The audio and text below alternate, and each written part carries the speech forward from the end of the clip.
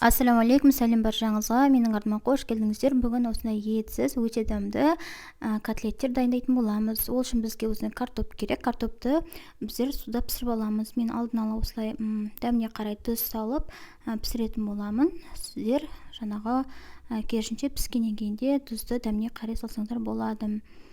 Енді бізге осындай жуа, яғни пияз керек болады, 2 бас пияз, және де оны уақыттап турап осылай сұйық майға жақсылап қуырып аламыз. Жақсылап ылғап, одан кейін қара бұрыш саламыз, және де кішкене ғана тұз саламыз. Дәміне қарай тағы да араластырып жібереміз. Одан кейін кішкене қуырылғаннан кейін сары майымызды саламыз. Сары майымызды ерігенше осылай былғап тұрамыз. Одан кейін бізде жаңағы үкіштен өткізілген ірімшік салсаңыздар да болады, қалауларыңызша салмасаңыздар да болады.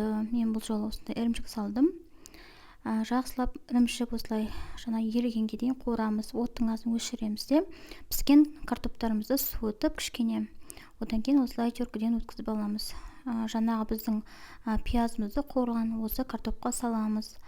Жақсылап үстіне қара бұрыш дәміне қарай, тұзы жеткіліксіз болса, үстіне тұз салып жіберсеңіздер болады. Және де ұн саламыз. 4 ас қасық немесе 5 ас қасық салсаңыздар болады. Жақсылап қолымызбен осылай араластырамыз.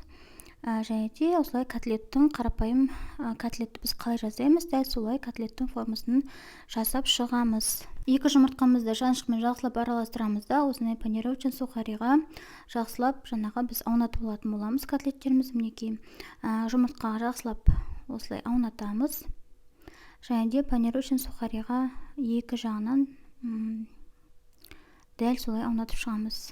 Мінекей майымызды қыздыра береміз, қуыратын. Және де бұл картоптар өте көп қуыруды қажет етпейді, себебі біздің картоптарымыз алдын ала суда піскен, сондықтан екі жағынан жай ғана қызарса болғаны.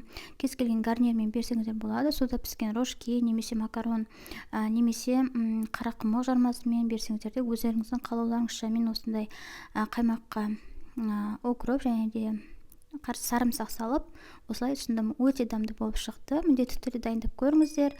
Рецепті сақтап алып каналыма тіркелуді ұмытпаңыздар.